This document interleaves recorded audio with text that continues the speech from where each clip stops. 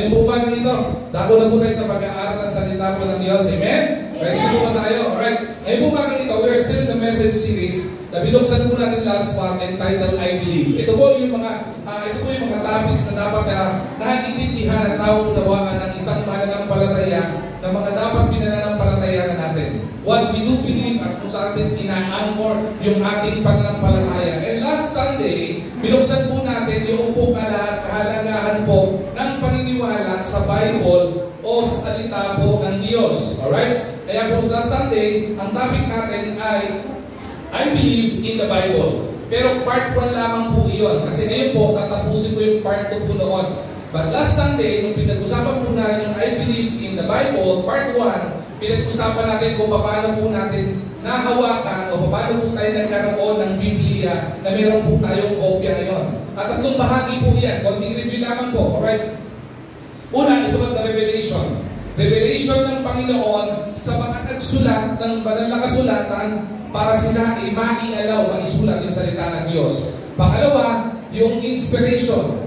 Okay? Ang mga sumulat po nito sa kabila po ng sumulat ng Biblia ay tao, okay? At pinahundulutan ng Panginoon na magsulat ng Bible ay tao, hindi po nangangahulugan na ang salita po ng Diyos ay erroneous o maraming pagkakamali. Bakit po? Because of the inspiration of the Holy Spirit to be upon doon po sa mga nagsulat nito, kaya po wala po silang pagkakamali. At ang pinakamahalaga po dito sa ating mga mananampalataya, alright? Tayo po, nagkakaroon po tayo ng problema minsan sa pagbabasa ng Bible. Okay? Feeling po natin masyadong technical, lalo tigit kung malalim na version ang binabasa po natin ng Biblia. Okay? Hindi po natin minsan maunawaan kung ano pakahulugan ng sinasabi ng Bible. Sa kadahilanan po, hindi po natin hinihingi sa Panginoon o pinapanalangin sa Banal na Espiritu yung pangatlong bahagi kung bakit meron ng Bible. At yan ay wala pong iba kung hindi yung illumination. We pray to the Holy Spirit that the Holy Spirit would illumine our minds, pagliwanagin yung isipan natin para maunawaan natin ang salita po ng Diyos. At ngayon po umagang ito, tatapusin po natin yung part 2, okay? Tatapusin ko na po yung I believe in the Bible ngayon po umagang ito by adding 6 more proofs that the Bible is really the Word of the Lord. Okay? Last Sunday, pinag-usapan na po natin yan. John chapter 1 verse 1. In the beginning was the Word, and the Word was with God, and the Word was God. Yan po yung patunay na ating pong pinasa last Sunday. Pero ngayon po, para mas mapagtibay po natin yung paniniwala at pananampalataya sa salita ng Diyos na ating hawak-hawak, patunayan po natin o dagdagan natin ng patunay itong paniniwala po natin na ito. Alright? So ngayon po umaga, pag-usapan natin still, I believe in the Bible. So if you have your Bibles with you, alright, I would like you to open your Bibles with me in the book of 2 Timothy. 2 Timothy chapter 3 verses 16 to verse 17. Okay? 2 Timothy chapter 3 verse 16 to 17. May I request everybody to please stand as we give reference to the reading of God's Word. Okay? Ito po ang sinabi ng banal na kasulatan. Sundan niyo po ko sa inyong mga mata at I read the passage to you. 2 Timothy chapter 3 verse 16 to 17. Ang sabi dyan, all Scripture is given by inspiration of God and is profitable for doctrine, for reproof, for correction, for instruction in righteousness, that the man of God may be perfect, thoroughly furnished unto all good works. May the Lord be blessed upon the reading of His Word. So mandali po tayo tumako sa panalangin. Hingin po natin ang gabay ng Panginoon at illumination ng Banal na Espiritu sa atin upang maunawaan natin ang kanyang salita. So we pray.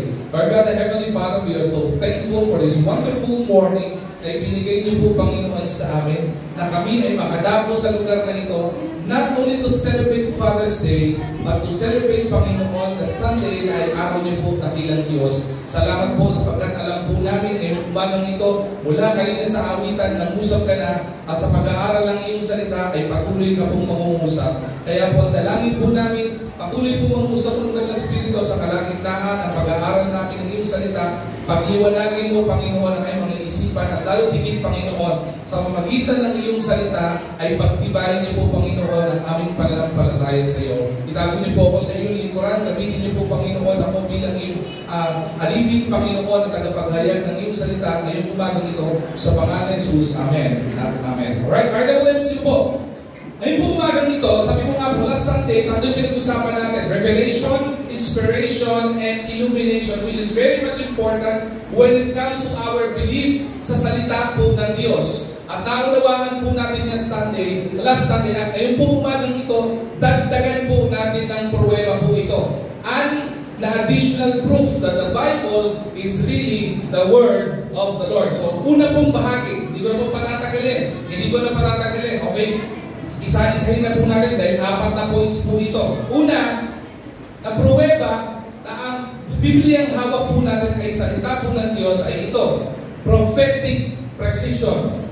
Prophetic precision. Ano ibig sabihin yan? In 2 Peter chapter 1 verse 20 to 21, ang sabi po din ay ito. Above all, you must understand that no prophecy of Scripture came about by the prophet's own interpretation of things. For prophecy never had its origin in human will, but prophets, though human, spake from God as they were carried along by the Holy Spirit. Alam niyo po, isa po sa kagandahan po sa banal na kasulatan, ito pong salita ng Diyos ay punong-puno ng yaman. At isa sa bahagi ng yaman na pinag-uusapan dito ay wala pong iba kung hindi yung mga prophecy na ibinigay ng Panginoon. If you would remember, several years back, meron po tayo naging topic. In-invite ko po yung eschatology teacher ko po para i-discuss patungkol sa end times. Right? The end times, yung nalalapit na panahon ng pag-uupo at nalalapit na panahon na tayo, na mga anak ng Diyos ay dadagitin ng Panginoon papunta sa langit. Alright? Yan ay prinaphisay ng Panginoon sa Old Testament in the book of Daniel.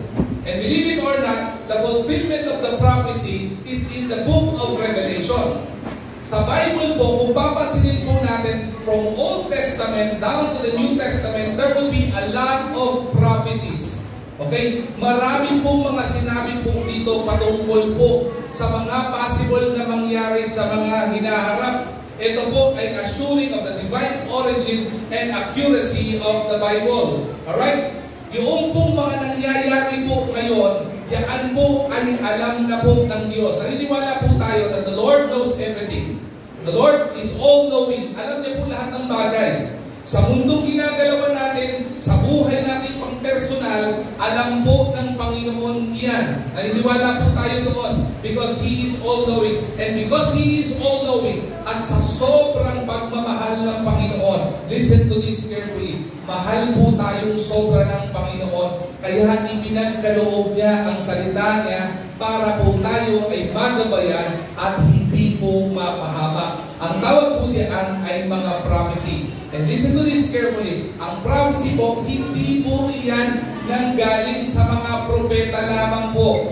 Okay? Yan po ay nanggaling sa Panginoon. Kaya po sa panahon ngayon, makinig po kayo maigi, sa panahon po ngayon, kapag ka po may nagsabi na siya po ay propeta, huwag po kayong maniniwala. Alam niyo po kung bakit? Dahil maliwanag po ang sinabi ng Bible, the law and the prophets were until John.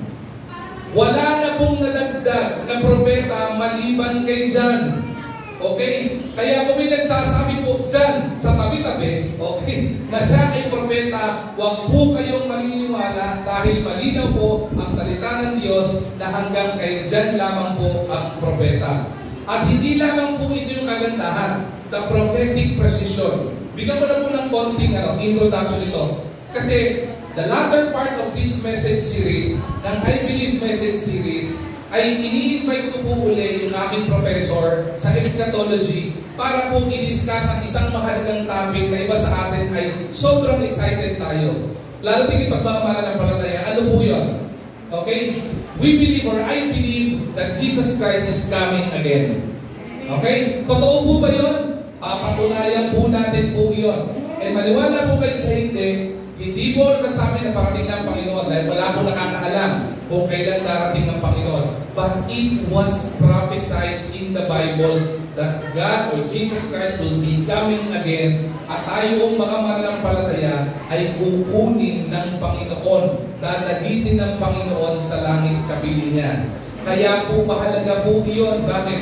Kasi kapag po tayo ay walang personal na relasyon sa Panginoon, ay hindi po tayo makakasama sa dadagitin ng Panginoon at isasama niya sa langit na bayan. Tayo po ay maiiwan dito in the 7 years tribulation.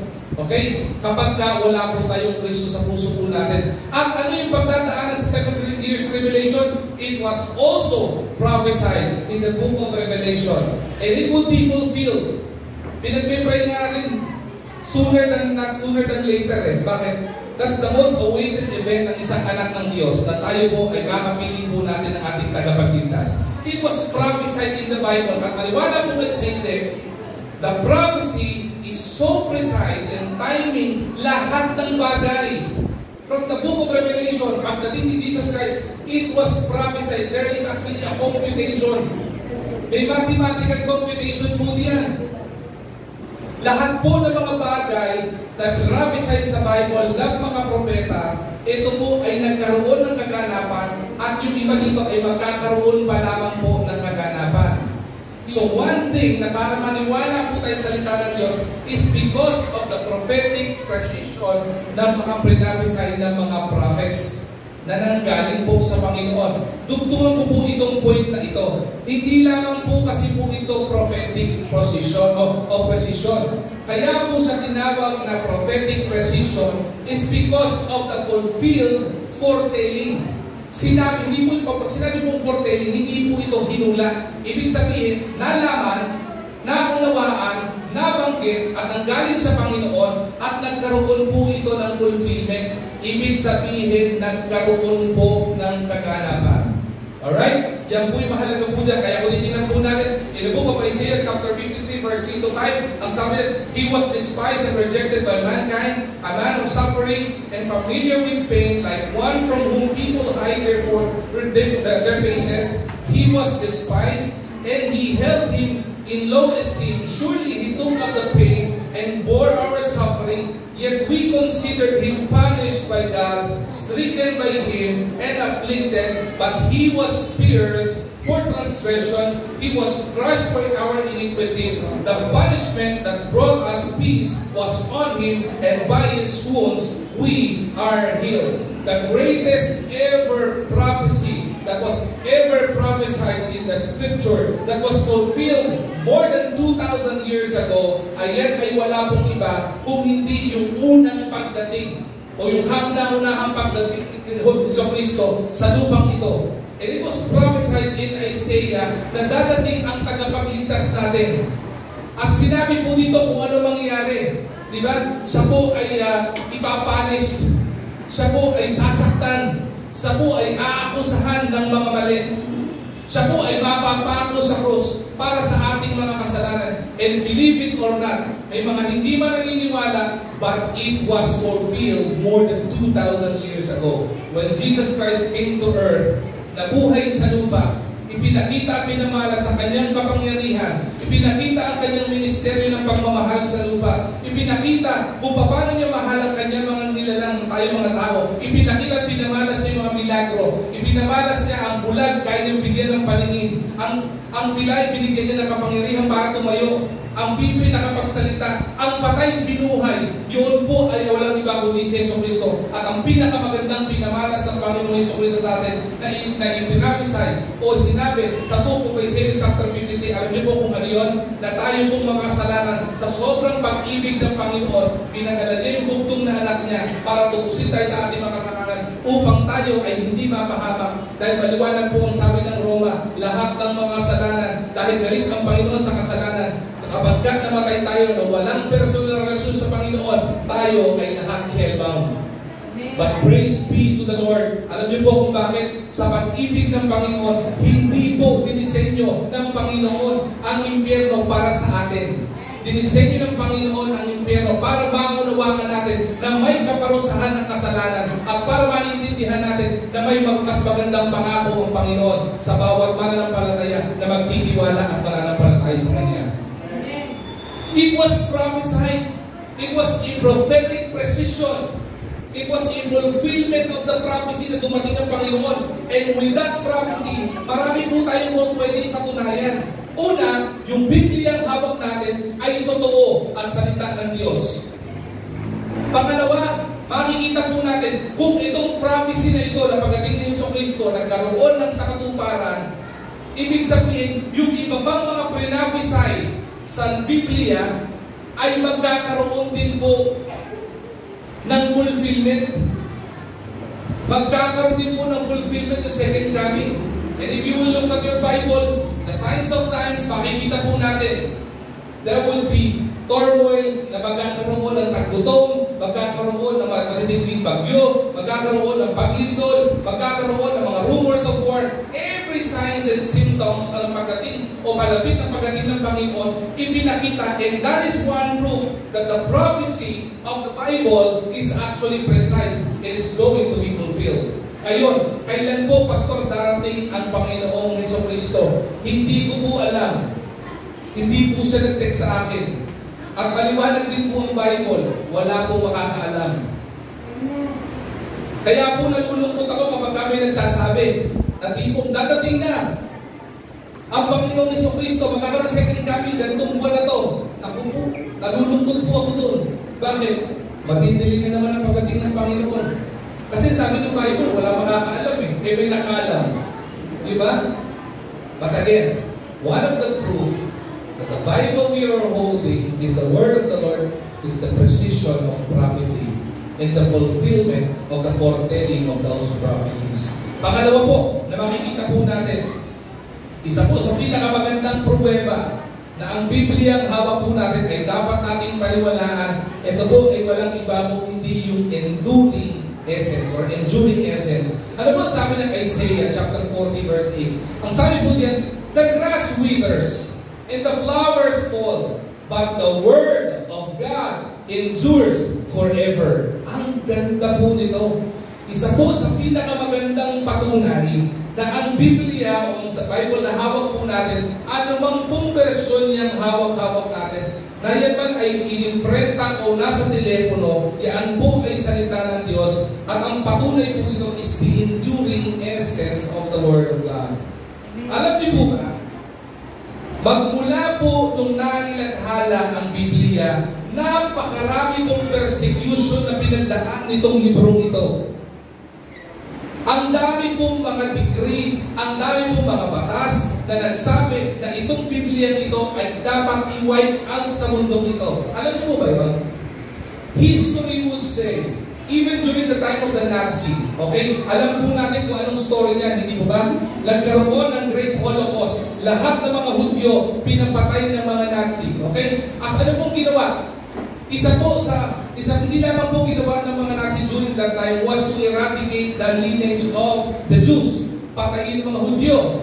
Isa po sa kanilang purpose ay i-eradicate o burahin sa mundo ang Biblia o ang salita ng Diyos. But praise be to God at salamat po sa Isaiah 40 verse 8. Grass may wither, malalanta, malalagas ang damo. Okay? Ang mga bulaklak malalaglag, pero ang salita ng Diyos ay magtatagal at mabubuhay panghabang buhay. Bakit po? Kahit po ganoon ang pagkakataon, hanggang ngayon, kung nabura ng mga Nazi ang Biblia, di sinsanay po wala po tayong Biblia ang hawak ngayon. Hindi po ba yun? Even at this very point in time, history and culture will say, marami pong kultura ang ayaw ng Biblia. You go into the 1040 window of our globe, makikita mo po diyan ang mga bansa na hindi mo naniniwala sa Panginoon. Isa po diyan ay yung isang bansa na nagbubuli sa atin, China. Bawal po sa China ang Bible. Yung iba po sa kanila, meron po kayo makakilala po diyan na talagang mga mananampalataya sa China mismo, because it is a communist country, bawal ang Biblia, hindi po naniniwala sa Panginoon. Christians and even pastors are being persecuted. Alam niyo po ba yun? Meron po kami kilala ng isang pastor, ang pangalan po niya is Dr. Hong Yan. He's a full-blooded Chinese. Okay? Sabi po niya, during the time siya ay full-blooded Chinese pa. Okay? Kasi ngayon, US immigrant na siya. Meron na siyang visa at I think US citizen na siya. Ang ginawa niya, gusto niya makabasa. He was so curious about the word of the Lord. Sabi niya, ano ba yung Bible? Sabi ng mga government ito, it is an illegal, okay? Sabihin na illegal na literature. So ginawa niya, ganun pala doon, no? Kapag sinati ka, hindi ka pwede mag-desisyon na sarili mo. So kailangan magpaalam ka sa government kung gusto basahin ito. At hindi ka po pwede magbigyan unless may purpose ka. So sabi niya, paalam siya sa eskwelahan. Sabi niya, pwede po ba akong manghiram ng Bible? Sabi niya, for what purpose? I'm so curious about the Bible, titingnan ko kung ano mga kamalian ng Bible. Sabi nitong pastor na to. So dahil yun ang sinabi na titingnan niya mga kamalian, mag-research ng kamalian, pinagbigyan. Sabi ng pinaka-official na army na nakasign sa kanila, sa sector nila, sige, pumunta ka doon sa ilalim ng library, sa pinaka-dungeon ng library, makikita mo doon. Hanapin mo din yung Bible. But, listen to this carefully, we will just give you 3 months to read it. At ibabalik mo yun doon. So, mabasa siya sa dungeon, papunta niya sa dungeon, nakita, hinahanap niya kung nasaan. Di ba sa library nakalagay? Greek mythology, science, math, literature, di ba ganun lang nakalagay? Sabi ng pastor ito, pagpunta daw dito, hindi niyo makikita doon, literature, nandito Hanggang sa pinakita sa isang section ng mga nakakahon at ang nakalagay doon, pornographic, illegal literature. Nakiuwi siya. Tinignan niya doon. Doon siya nakakuha ng isang copy ng Bible. Nagtagsa, bakit nakalagay pornographic So nilagay talaga nila doon. So ginawa niya, dahil ibinibigay lang sa kanya ay 3 buwan. Believe it or not. Ang ginawa na itong pastor na ito, pumunta siya sa kwarto niya, binasa yung Bible. From Genesis down to Revelation. Binasa niya. And he was reminded again, 3 months lang. And the time is ticking. Tick, tock, tick, tock. So ginawa niya, 3 months lang. Balik ulit siya ng Genesis. He started memorizing the word of the Lord. Verbatim. From Genesis to Revelation. 3 months. Sabi namin sa kanya, Pastor, bakit po kinabisado yung Bible? At 3 months. Sabi niya kasi, yung Bible kukunin sa akin after 3 months. Hindi ko na siya mababasa. Pero, yung salita ng Diyos na nasa isip ko, hindi nila po pwedeng bawiin sa akin yun. Pupugutan nila ako ng ulo, pero dadalhin ko pa rin yun hanggang sa hukay ko, yung salita ng Diyos.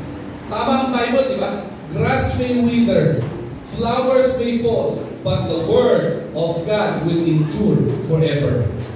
At maniwala po kayo hindi, sa panahon ngayon, alam niyo po ba, sa lugar na ito, bawal ang Biblia. I-google nyo, i-research nyo, one of the great publishing na nagpapublish ang pinakamaraming Bible sa buong mundo ay nanggagaling sa isang publishing house. Mula saan? Sa China.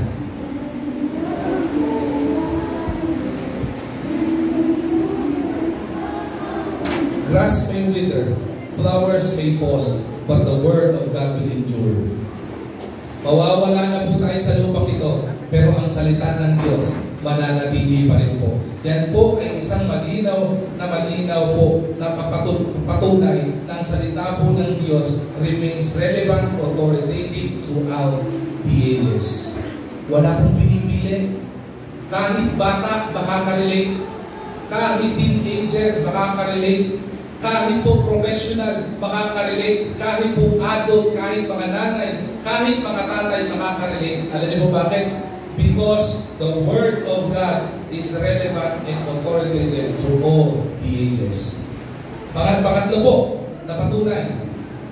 Ito po, isa sa pinakamahalagang maintindihan natin is the consistent coherence. Ano pong ibig sabihin ng consistent coherence? Para maintindihan po natin yan, buksan po natin ang ating mga Bible sa Book of John. Ang sabi sa John chapter 10 verse 35, if He called them gods, maliit na G po, no? To whom the word of God came, and Scripture cannot be set aside. Ang pinaka-key po dito, na maintindihan po natin, hindi po natin po pwedeng isang tabi yung salita po ng Diyos. Kanina, naintindihan natin yung pong authority ng Scripture. Nakita po natin yung relevance, yung significance, o yung importance ng salita ng Diyos. The consistent coherence, maintindihan po natin dito, yung pong ibig sabihin ng coherence is about the soundness, the credibility of the Scripture. Bakit po?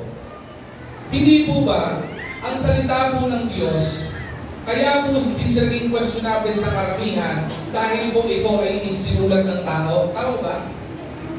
Tao ba? Mag-agree po kayo, tao ba?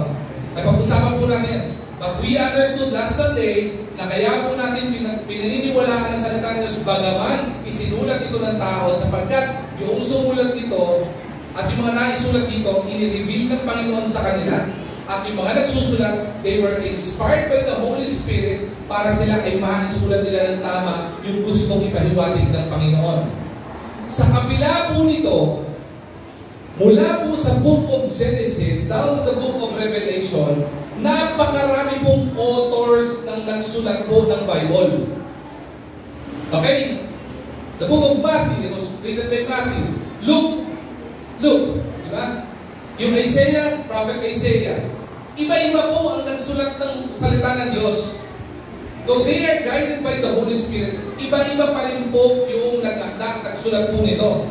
Pero ang makikita po natin kahalagahan dito, sinabi po dito, ang sabi ko, the Scripture cannot be set aside. Alam niyo po kung bakit? Sa kabila ng magkakaiba ang nagsulat, hindi po sila nagkabangga-bangga. Hindi po magkakaroon ng fulfillment of the prophecy kung si John ay binangga ang Prophet Isaiah. Hindi ba? Hindi po maiintindihan ng Book of Revelation kapag po pali ang isinulat ni Daniel. Kaya po sa mga nag-aaral ng salita ng Diyos, meron po tayo tinatag na cross-referencing. Para maintindihan mo yung John chapter 1 verse 1, pumunta ka sa ganitong verse, mas paunawa mo na malinaw. Pero yung cross-reference mo, ibang libro, ibang timeline sinulat, ibang time frame sinulat, iba ang nagsulat, ibang time ng kultura ang pagkakasulat, pero hindi sila nagkabangga-bangga. They are coherent with each other. Ibig sabihin, may soundness. Kaya po tayo mga mananampalataya, we are to have the soundness of doctrine na pinaniniwalaan. 2 Timothy chapter 3 verse 16. It is profitable for doctrine. Sa mga bagay na pinaniniwalaan, pinananampalatayan po natin, yung pinakikinggan po natin. Hindi po lahat ng napapakinggan natin tama. Hindi po lahat ng napapakinggan mo sa radyo tama. At lalo tigil, hindi lahat ng napapad mo sa internet o nababasa mo kay Google tama. Kaya po naniniwala po, pinakamagandang search engine, alam niyo po kung ano? Bible. Because the Bible is coherent. The soundness of the teaching of the Bible never fail. The integrity and authority of the Scripture never fails. Wala pong double o triple standard sa Bible. Pagka sinabi ng Bible, mali, mali yun. Pag sinabi ng Bible na tama, tama yun. Kapag sinabi ng Bible, ito ang dapat mong gawin. Yun dapat ang ginagawa natin. Kung minsan pag sa ulat, hindi ginagawa, tayo nakaka-experience ng consequence. Hindi mo ba? The soundness of the consistent coherence of the Scripture. The book of Daniel is coherent with the book of Revelation. The prophecy of Isaiah is coherent with what the disciples experienced in Matthew, Mark, Luke, and John, the book of the Gospel. Isipin niyo po yun? Old Testament. Daang taon ang pagitan bago mangyari. Pero nangyari at naisulat ng tama. Hindi po ba't kamanghamang na? Hindi po ba't kapanipaniwala? Kapag po ganoon ang makikita natin. Hindi po ba't mas kapanipaniwala ang salita po ng Diyos? Kasi naiintindihan natin na kahit iba-iba ang nagsulat nitong tao, iba man ang kanilang occupation, pero sa kanila, doktor. May iba sa kanilang nagsulat, fisherman. Pero sa kapila ng iba-ibang status ng buhay din po nila, hindi po nagbangga yung kanilang sinusulat. Ito po ay patunay na sinabi ng John chapter 1 verse 1, in the beginning was the Word, and the Word was with God, and the Word was God. Diba? Kaya po sabi sa Griego, en arche en hologos, kay hologos, diba? Diba? In the beginning was the Word. May relationship pa yun. And the Word was with God. Kasama ng salita ng Diyos. And the Word was God. Ang salita mismong hawak natin, Panginoon po mismo ang nagsasalita po diyan. Alright? Sumunod. Isa po sa pinakamagandang benepisyo ng Bible na pinaniniwalaan at pinanampalataya natin at dapat nating pinakikinggan, pinagbabasihan ng anuman din sa buhay natin. Wala iba kundi Bible. Alam mo bakit? Because one of the proof that the Word of the Lord or the Bible is the Word of the Lord is its transformative truth. Okay? Ano bang sabi ng Hebrews chapter 4 verse 12? Ang sabi niya, for the Word of God is alive and active, sharper than any double-edged sword. It penetrates even to dividing soul and spirit, joints and marrow. It judges the thoughts and attitudes of the heart. Ano ibig sabihin nito? The Bible is a powerful, transformative tool para po tayo magkaroon ng pagbabago. The Bible, kapag ka po ito ay binasa po natin at isinabuhay po natin ang bawat prinsipyo at katuruan po nito, it will have a great impact in our lives, changing our lives for the better and not for the worse. Alam mo ba yun? Napakaganda po nun. Transformative truth. Yung, sabi po dito, ang salita po ng Diyos, bagaman salita po siya, it's composed of, sabihin natin, different words. Just for details, makikita po natin sa Bible. Pero sa kabila po nito, dahil ito nga po ay salita ng Diyos, it is active and alive. Hindi siya ordinary literature na katang-isip lang. Aktibo ito. Pwedeng gamitin sa anumang aspeto ng buhay natin. Sa pang-araw-araw pwede natin gamitin. At ang pinakamaganda po dito, sabi dito, it is sharper than a double-edged sword. Diba? Napakatalim ng salita ng Diyos. Kaya po maraming pagkakataon, kapag po tayo nag-aaral ng salita ng Diyos, may mga pagkakataon o tayo sa buhay natin, parang feeling natin, tinatamaan tayo. Kaya nga may mga iba pong mga manaport at episode Pag sinasabi po, si pastor, naniniran ng miyembro. Hindi po, lalo tigit kapag may nakabakap na salita ng Diyos. Hindi po trabaho ng miyembro na manira ng miyembro. Ang trabaho po ng pastor ay wala pong iba kung hindi ibahagi ang salita ng Diyos. Ngayon, pastor, bakit minsan yung mga sinasabi nyo o yung sinasabi ng kaibang pastor nakakasakit ng damdamin? Ito po yung patunay. Hebrews chapter 4 verse 12. It is alive and active. The word of the Lord is alive and active. And it's a double-edged sword. Kaya po sa ating mga mananampalataya, sa ating mga taga-IBC Manila, kapag tinamaan tayo ng preaching, you don't look at the pastor. You say amen. Praise the Lord. Kasi kaya ako nasasaktan, tinatamaan ako at nangungusap ang banal na Espiritu sa akin. At kaya ka nasasaktan, sa mga natututunan mo, ay baka yan mga bagay o karakter na yan ang gustong baguhin ng Panginoon sa iyo. Because the word of the Lord is alive and active, and our God is alive and active, at ang gusto niya ay walang iba kung hindi mapabuti ka. Amen. Di ba napakaganda po ng transformative truth? Sino po ba ayaw ng transformation? Lahat po tayo gusto ng transformation. Isa nga po sa pinaka-highest grossing na movie, walang iba kundi Transformers. Alam niyo kung bakit? Kasi gusto ng tao transformation. Kapag nagkakaroon ng transformation, nakita niyo yung kulit nila na kotse, si Bumblebee. Di ba nag-transform yun? Tuwan-tuwa ka, wow, ang galing! Naging robot. Tapos ang-transform sa ulit, wow, ang galing! Naging kotse, oh. O, dinikita niyo isang kotse, naging Camaro siya, oh. Di ba nakakatuwa? Nagkakaroon ng transformation. We are so fascinated with transformation. But believe it or not, isa sa pinakamagandang transformation, kundi transformation ng buhay mo.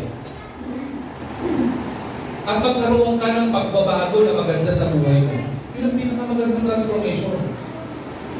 Marami po kung pwedeng itubo dito na sobrang tindi ng transformation. May mga bata po tayo na narinig ito. Ang tindi po ng transformation. Asa si Dave? Wala nasa church? Oh. Si Kuya Dave, yung isang kumakanta po dito, ang laki po ng transformation nun. Ang laki po. Masama ang praise and worship team. Huwag kayong gano'n. Sabi niya, ang laki. Alam niyo po saan hanggang? Si Dave po, hindi po talaga nasa church yan. Yan po ay nasa ibang lugar. Nung una po pumunta po dito, hindi po ganyan ang itsura niya. Pati pag-uugali po niya, hindi rin po gano'n. Pero kita niyo naman po yung transformation. Di ba? Kumakanta sa harapan. Di ba? Di ba? Tapos kumakain, habang kumakanta, sila nakakagawa nun. Hindi ba magandang transformation yun? Di ba? Magandang transformation po eh. Marami tayo makikita, hindi lang sa church ito. Marami natin mga adik sa droga. Nung nakakilala sa Panginoon, nagbasa ng salita ng Diyos, nagkaroon ng transformation. Anong nangyari? Adik pa rin. Pero hindi na sa drugs, adik na kay Lord. Diba? Hindi na maganda pinagkakaadikan. Adik sa bisyo, ngayon adik na kay Lord. Meron po isang kabasat sa Bible School. Nung pinasok sa Bible School, ang feeling niya nasa heaven siya. Alam bakit? Kasi nung pinasok sa Bible School, hay na hay pa siya sa drugs. At nung pinasok siya sa Bible School, sabi ng mga magulang niya, doon sa pastor natin, sa langit na, Pastor, lahat po ng drug rehabilitation center dito, napuntahan ako niya. Sabi niya, dinala sa Taguig, paglabas, lumala. Dinala sa Cavite, paglabas, lumala. Sabi pa niya, ang pinakamalupit pa nun, paglabas ng rehabilitation center, mas dumami yung source. Mas dumami yung contact. Sabi ng nanay, principal ng isang school sa Mandaluyong, hindi ko na po alam ang gagawin ko. Hindi ko na po alam ang gagawin ko dito. Dinala sa presinto. Paglabas, alam mo ba, hindi pa rin nagbago. Yung pinakahuli, yung isang parang pag-dominium unit sa hulo, bandang hulo, wala nyo ginawa. Naging source na doon, hindi. Sinulog niya. Pinasok. Sabi, pati mga pulis tumatanggi na eh. Lumuhulihin, wala, patapon na yan. Kaya nang dinala yun sa Bible School, dala ng pulis, nakaposas, akala nyo sa harapan, sa likod. Tapos nila sa Bible School, ini-interview ng pastor. Okay, ba't naman nandito? Tapos sumasagot yung nanay. Kasi po, hindi ko na po alam ang gagawin ko dito. Nanununog na po ng bahay. Tapos, tinanong, ano bang plano? Ba't nandito ka sa Bible School? Sagot niya, dinala po ko ng nanay ko dito eh. Tapos sabi niya, pwede po ba makiusap? Sabi niya, ano po yun? Sabi niya, pwede mo ba patanggal ng posas? Sa pulis. Sabi niya, bakit naman? Tinatanong ko bakit? Masakit ba? Sabi niya, hindi po. Kasi hindi ko po mainom yung Red Horse kasi may hawak ako sa Red Horse sa likod. Ini-interview ito pag Bible School Ang ginawa ng nanay niya, dinala sa Bible School para ito magka-transformation. Alam niyo kung sino ito? Inimbitan natin ito dito. Ang pangalan niya, si Pastor. Kilala siya, mas kilala niya siya as Pastor Pato. Hopefully, ma-invite ko siya uli dito. Dahil po magbabago po dito. I would remember, ka-doorway ko po ito eh. Madaling araw, babangon. Ay ko. Pero saan ko punta? Guarding. Mamaya pa alas ang guarding mo, balik ka dito. Sabi niya, hindi guarding ko na. Saka bibili ako yelo. Bili yelo. Bili siya ng yelo sa tindahan. Siguro mga 5-6 na blocking yelo sa plastic eh. Tapos pumunta siya sa CR.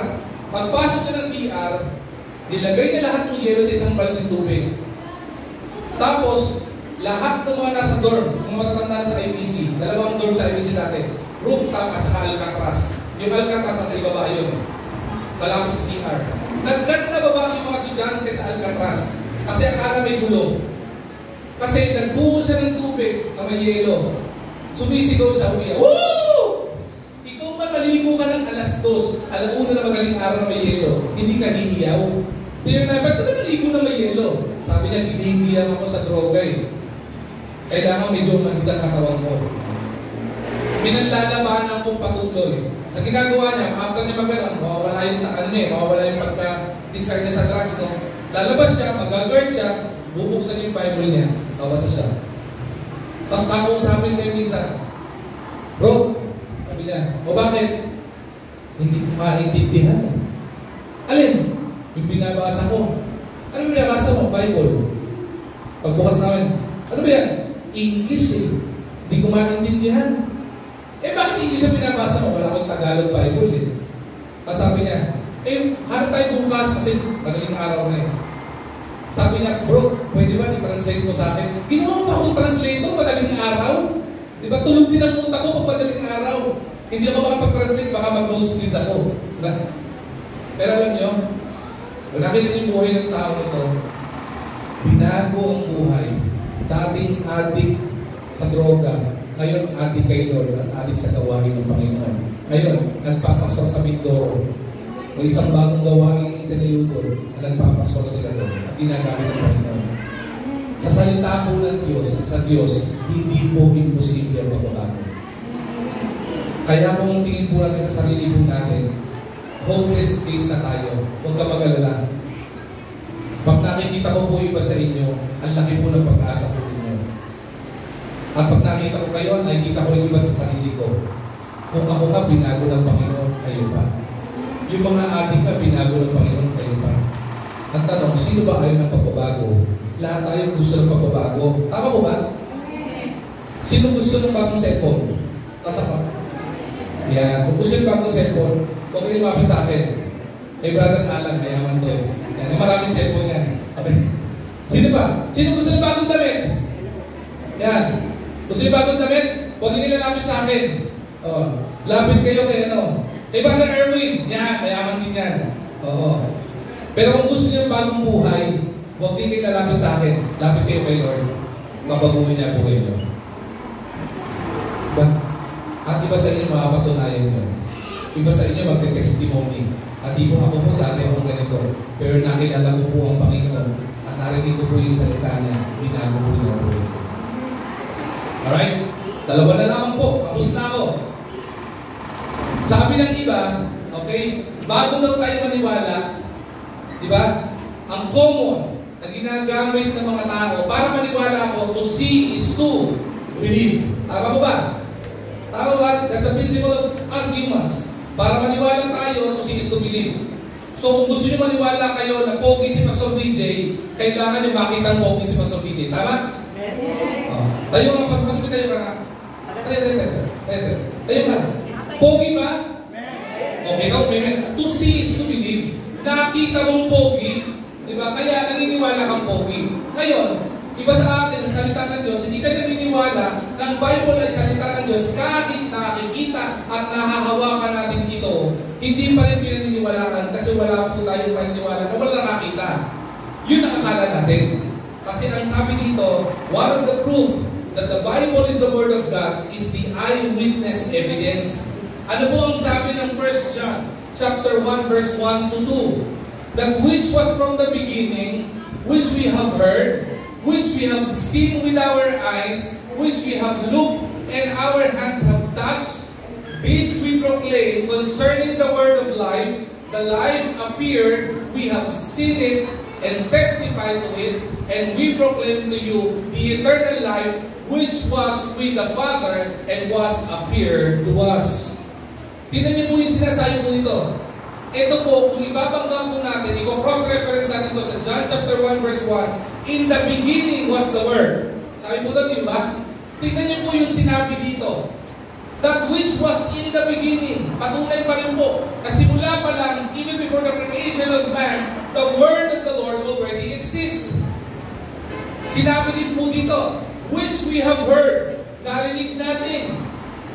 Napakinggan natin.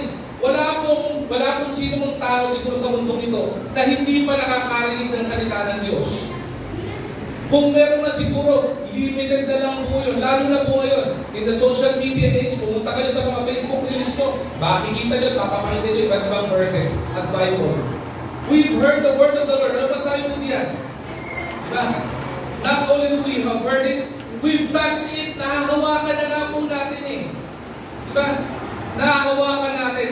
And concerning the word of life, the word is actually active and alive.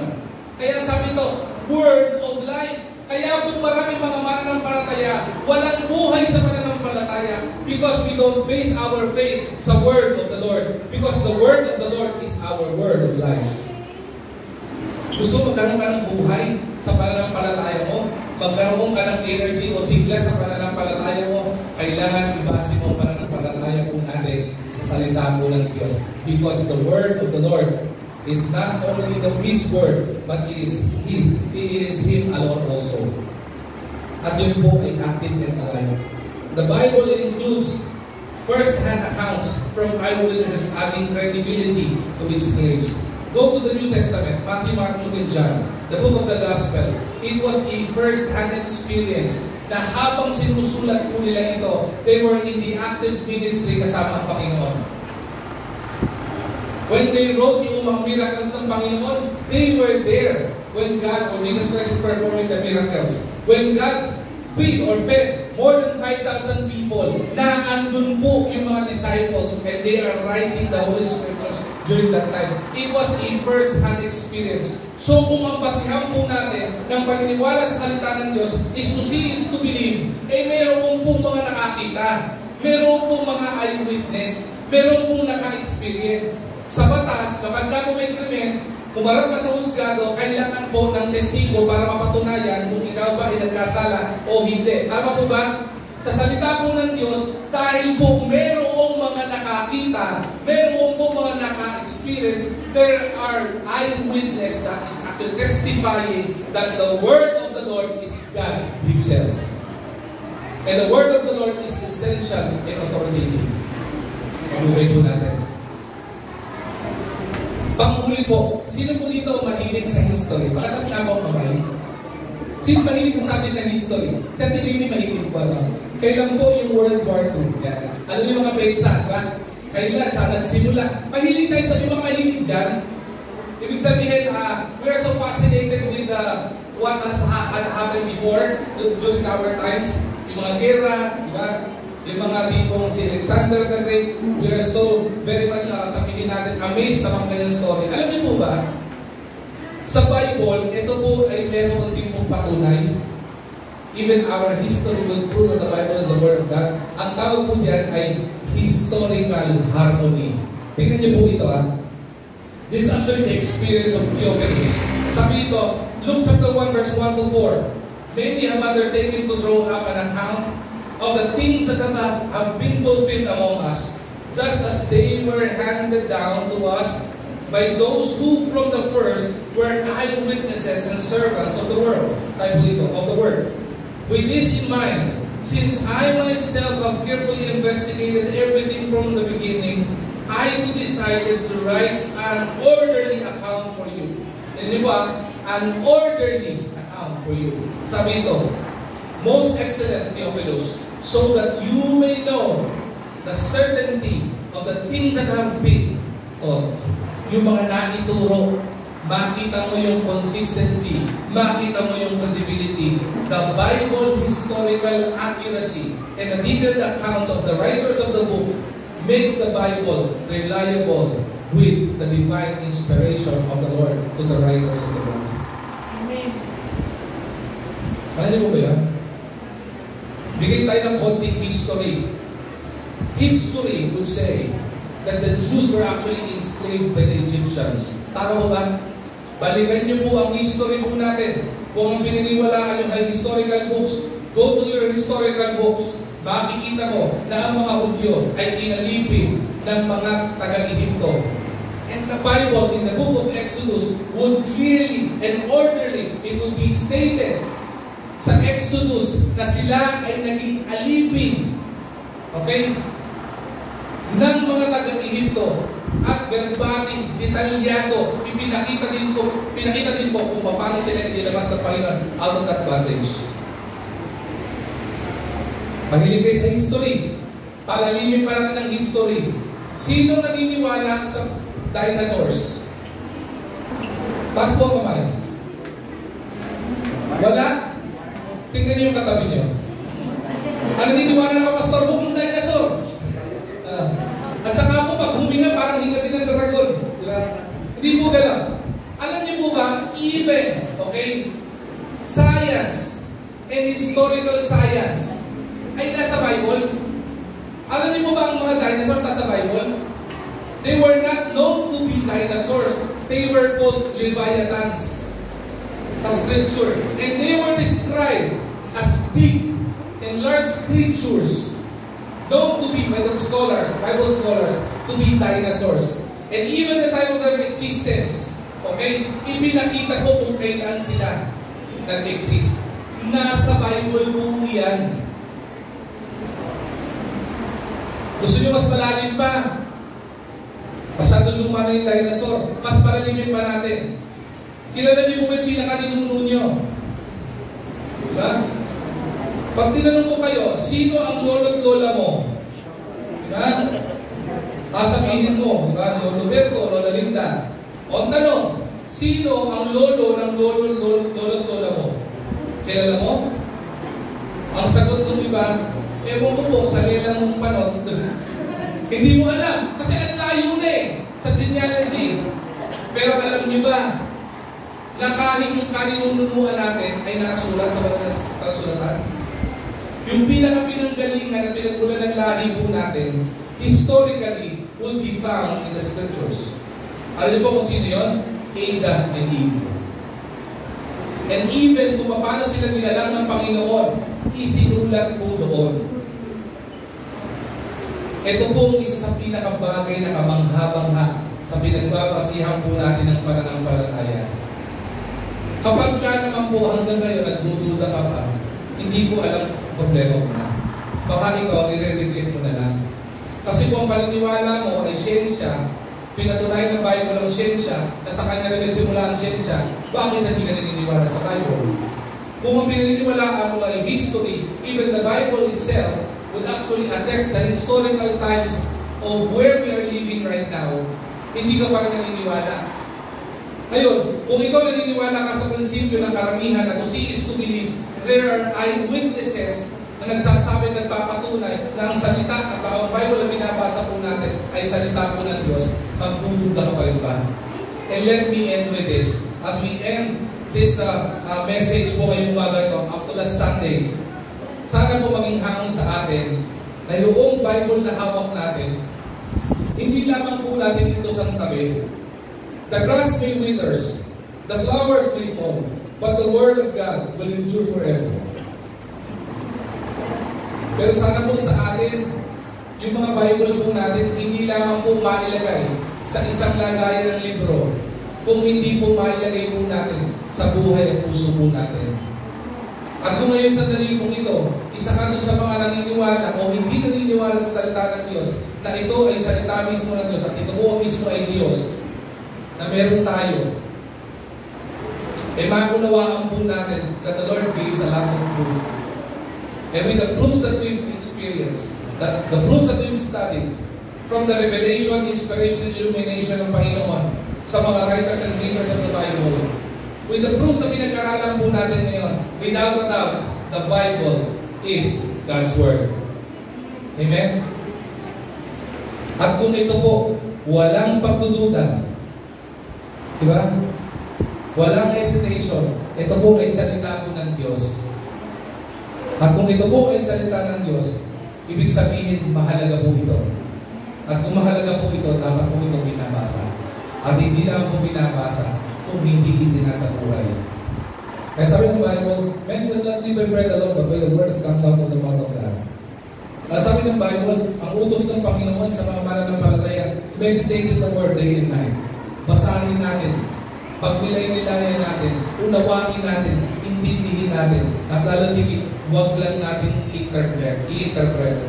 In the Bible, Sabi ko nga po, paulit-ulit, there will be a lot of interpreters, good interpreters that will interpret the scripture. But in the Bible, interpretation is less important rather than application. Kapag ka po ang salita ng Diyos ina-apply sa buhay, kasing halaga po yan nang marunong kang mag-interpret ng salita ng Diyos. But before you interpret, before you live it, you have to believe it.